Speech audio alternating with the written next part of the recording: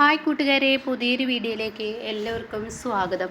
അങ്ങനെ ശിവാനിയുടെ ഗർഭനാടകം പൊളിഞ്ഞു കേട്ടോ. ഇത് സ്വപ്നമൊന്നുമല്ല, യാഥാർത്ഥ്യം തന്നെ. പ്രണവ് ശിവാനിയെ ഡിവേഴ്സ് ചെയ്യുക എന്നുള്ള ആ ഒരു തീരുമാനത്തിലെത്തിയിരിക്കുകയാണ്. ആദ്യം ജയിലിലടക്കണമെന്ന തീരുമാനമായിരുന്നു, പിന്നീട് അങ്ങനെ ഒരു തീരുമാനം എടുക്കണം കേട്ടോ. അങ്ങനെ ശിവാനിയുടെ വീട്ടിൽ പോവാണ്. ഇതിനെക്കുറിച്ചൊക്കെ ഞാൻ റിവ്യൂ പറഞ്ഞിട്ടുണ്ട് കേട്ടോ. ഓരോ വീഡിയോ അടിയിലടിയിലായി ഇട്ട് നോക്കിയത് കണ്ടാൽ നിങ്ങൾക്ക് കഥ എങ്ങനെയാണ് ശിവാനിയുടെ ഗർഭനാടകം പൊളിയുന്നത് മനസ്സിലാവും കേട്ടോ. അങ്ങനെ അശോകൻ വീട്ടിൽ തടങ്കിലാക്കിയിരിക്കുകയാണ്. ഇങ്ങനെ ശിവാനി യാതൊരു വിധത്തിലും ശിവാനിക്ക് രക്ഷപ്പെടാൻ കഴിയുന്നില്ല. ശിവാനിയുടെ അമ്മ മരണം മുന്നിൽ കാണിച്ചു കൊടുക്കും. മണ്ണെണ്ണ ഒഴിച്ച് താൻ മരിക്കാൻ നോക്കും. പക്ഷെ അവിടെയൊന്നും അശോകൻ വിട്ടുകൊടുക്കില്ല കേട്ടോ. നീ മരിച്ചെങ്കിൽ അത്രയും നന്നത്, നീ നിൻ്റെ മകളെ വളർത്തിയത് അത്രയും ദോഷമായിട്ടാണ്. അതുകൊണ്ട് ഇനിയും നിൻ്റെ മകളും ഈ ഭൂമിയിൽ ഇല്ലാതിരിക്കുന്നതാണ് ഏറ്റവും നല്ലതെന്ന് തീരുമാനമൊക്കെ പറയുന്നുണ്ടല്ലോ. അതിനെക്കുറിച്ച് റിവ്യൂ ഇട്ടിട്ടുണ്ട് കേട്ടോ. അങ്ങനെ ശിവാനിയുടെ അമ്മ രേണുകയും ആകെ മൊത്തത്തിൽ പെട്ടിരിക്കുകയാണ്. ഒരു നേരത്തെ ഭക്ഷണം പോലും നല്ല പോലെ തൻ്റെ മകൾക്ക് കൊടുക്കുന്നില്ല. അതുകൊണ്ട് തന്നെ തൻ്റെ മനസ്സിന് ഭയങ്കര ടെൻഷനായി മാറുകയാണ്. തൻ്റെ മകൾക്ക് കഴിക്കാൻ പറ്റാത്തത് കൊണ്ട് തന്നെ ശിവാനിക്കും ബുദ്ധിമുട്ടാവുകയാണ്. ശിവാനി ഒരുപാട് മാനസിക പീഡനങ്ങൾ ശിവാനിയും അനുഭവിക്കുകയാണ്. അങ്ങനെ ശിവാനിക്ക് AC ഇല്ല, ഫാന് അതാണെങ്കിലോ ഇല ഇളകുന്നത് പോലെ ഇളകുന്നുള്ളൂ. നല്ലപോലെ ഒരു കറക്കമില്ല. ചുട്ടിട്ട് ആകെ ബുദ്ധിമുട്ടി നിൽക്കുമ്പോൾ ശിവാനിക്ക് പിന്നീട് തൻ്റെ മുന്നിൽ അഭയമായി വരുന്നത് വസുന്ധരയാണ് കേട്ടോ. താൻ എന്തിനും ഏതിനും വസുന്ധരക്കൊപ്പല്ലേ നിന്നത്. അതുകൊണ്ട് തന്നെ താൻ ഇനി വസുന്ധരയ്ക്ക് വിളിക്കാം എന്നുള്ള തീരുമാനമാണ് കേട്ടോ. പക്ഷേ ഇവിടെ വസുന്ധരയെ ആകെ പെട്ടിരിക്കുകയാണ്. വസുന്ധരയുടെ നേർക്ക് പ്രണവ് വിരൽ ചൂണ്ടിയിരിക്കുകയാണ്. നിങ്ങൾ ഒറ്റൊരുത്തിയാണ് ശിവാനി എന്ന പെണ്ണിനെ എൻ്റെ തലയിൽ കെട്ടിവെച്ചതും നിങ്ങൾ കാരണമാണ് ശിവാനി എല്ലാ കൊള്ളരുതായ്മയും ചെയ്യുന്നെന്നുള്ള സത്യങ്ങളൊക്കെ വസുന്ധരയോട് ഇങ്ങനെ പ്രണവ് വെളിപ്പെടുത്തിയിട്ടുണ്ടാവും കേട്ടോ. അങ്ങനെ മൊത്തത്തിലാകെ ശിവാനി പെട്ടിരിക്കുകയാണ്. ആ സമയമാണ് വസുന്ധരയ്ക്ക് വിളിക്കുന്നത്. അപ്പോൾ വസുന്ധര ഇങ്ങനെ ദേഷ്യം പിടിച്ച് നിൽക്കുകയാണ്. തൻ്റെ വീട്ടിൽ ഒരു അഭയാർത്ഥിയെ പോലെ തനിക്ക് കഴിയേണ്ടി വരുന്ന ആ മാനസികാവസ്ഥയുണ്ടല്ലോ, ആ ഒരു സങ്കടത്തിൽ വസുന്ധര ഇങ്ങനെ നിൽക്കുകയാണ്. അപ്പോൾ ആളാണ് ശിവാനിയുടെ ഫോൺ വരുന്നത് കേട്ടോ. അങ്ങനെ ശിവാനി എന്തിനാ വിളിച്ചത്, ഞാനല്ലേ നിൻ്റെ ഫോൺ വരുമ്പോൾ ഞാൻ കട്ട് ചെയ്യുന്നു, പിന്നെ എന്നെ ഇട്ട് ബുദ്ധിമുട്ടിക്കാൻ നീ എന്തിനു വിളിക്കുന്നു എന്നും പറഞ്ഞ് വസുന്ധര അങ്ങ് പൊട്ടിത്തെറിക്കുകയാണ് കേട്ടോ. ഇതോടുകൂടി ശിവാനി ആൻറ്റി എന്താ എന്നോട് ഇങ്ങനെയൊക്കെ ശബ്ദിക്കുന്നത്, പിന്നെ ഞാൻ എന്ത് വേണടി, നിന്നെപ്പോലെ ഒരു വൃത്തി കെട്ടവളെ ഞാൻ ഈ വീട്ടിലോട്ട് നല്ലവളെന്ന് കരുതി നിന്നെ ഞാൻ കൈപിടിച്ച് കൊണ്ടുവന്നതല്ലേ, എന്നിട്ട് നീ എനിക്ക് തന്ന ശിക്ഷ എന്താ. അത് കേട്ട ഉടനെ തന്നെ ശിവാനി പറയണേ, എന്താ ആൻറ്റി ഇങ്ങനെയൊക്കെ പറയുന്നത്. അത് കേട്ട ഉടനെ പിന്നെ ഞാൻ എങ്ങനെ പറയണടി, നീ എല്ലാ വേണ്ട പ്രവൃത്തികളും ചെയ്യുമ്പോൾ ഞാൻ നിനക്കൊപ്പം ഒരു താങ്ങായി നിന്നിട്ടുള്ളതാണ്. കാരണം നിധി എന്ന് പറയുന്നവളെ എനിക്ക് വെറുപ്പാണ്, അത്രയും ദേഷ്യമാണ്. അവളുടെ പേര് കേൾക്കുന്നതിനെ എനിക്ക് വെറുപ്പും അറപ്പുമാണ്. അതുകൊണ്ട് അവളെ എങ്ങനെയെങ്കിലും ഈ വീട്ടിൽ നിന്ന് ഇറക്കാൻ വേണ്ടിയാണ് ഞാൻ നിന്നെ കൊണ്ടുവന്നത്. നീയും നിൻ്റെ അമ്മയും കണക്കാണെന്ന് എനിക്ക് നന്നായി അറിയാം.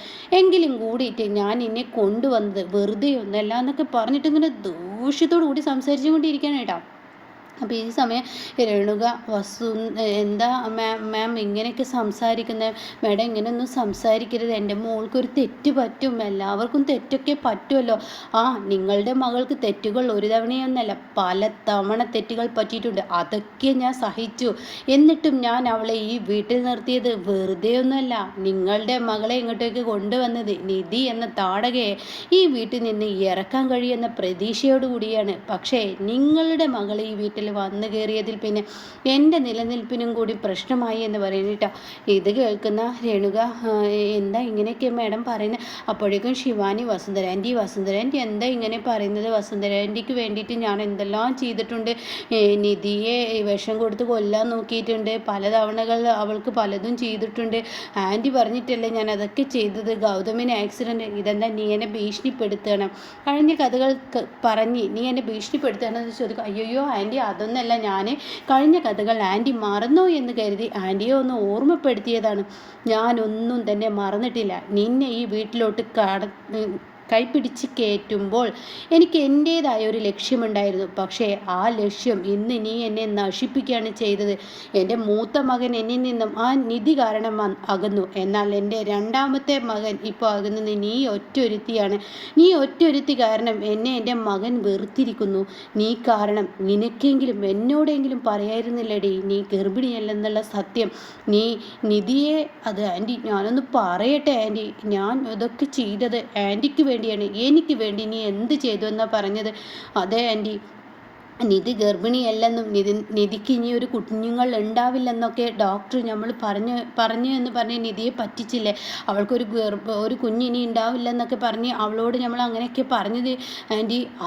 അതെനിക്കറിയാം. നീ എന്നോട് പറഞ്ഞത് തന്നെ ഇങ്ങനെ ആവർത്തിക്കാതെ എന്തിനാണ് നീ എന്നോട് ഈ ചതി ചെയ്തത്? നിനക്ക് എന്നോട് പറഞ്ഞാൽ എന്താ കുഴപ്പം ആൻറ്റി? എനിക്ക് തോന്നി അഥവാ ഞാനും ആൻറ്റിയും തമ്മിൽ ഇങ്ങനെ ഒരു സ്വകാര്യം പറച്ചിൽ അത് നിധി ഇങ്ങനെ കണ്ടെത്തുകയോ അങ്ങനെ എന്തെങ്കിലും ചെയ്യുമോ എന്ന് കരുതിയിട്ടാണ് ആൻറ്റിയോട് ഞാൻ ഇങ്ങനെയൊക്കെ പറഞ്ഞത്. അതുകൊണ്ട് ആൻറ്റി എന്നോട് ക്ഷമിക്കണം.